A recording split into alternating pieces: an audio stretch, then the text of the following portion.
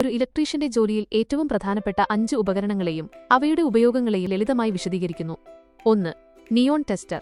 ഒരു വയറിലോ പോയിന്റിലോ വൈദ്യുതി ഫേസ് ഉണ്ടോ എന്ന് പരിശോധിക്കാനാണ് ഇത് പ്രധാനമായും ഉപയോഗിക്കുന്നത്. സപ്ലൈ വരുന്നുണ്ടോ എന്ന് പെട്ടെന്ന് തിരിച്ചറിയാൻ സഹായിക്കുന്നു.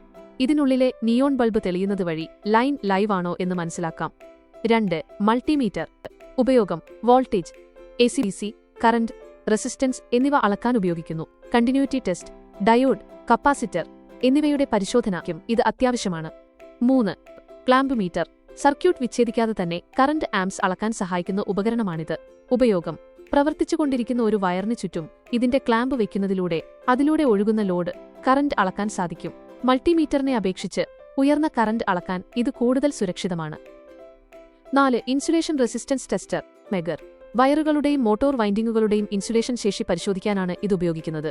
ഉപയോഗം വയറുകൾക്കിടയിലോ ബോഡിക്കും വയറിനുമിടയിലോ ഷോർട്ട് ഉണ്ടോ എന്നും ഇൻസുലേഷൻ കാലപ്പഴക്കം കൊണ്ട് മോശമായോ എന്നും കണ്ടെത്താൻ ഇത് സഹായിക്കുന്നു. ഇത് ഉയർന്ന വോൾട്ടേജ്, ഉദാഹരണത്തിന് 500 V അല്ലെങ്കിൽ 1000 V നൽകിയാണ് പരിശോധന നടത്തുന്നത്. 5. Earth resistance tester. നമ്മുടെ വീടുകളിലെയും സ്ഥാപനങ്ങളിലെയും എർത്തിംഗ് സംവിധാനം എത്രത്തോളം കാര്യക്ഷമമാണെന്ന് പരിശോധിക്കാനാണിത്.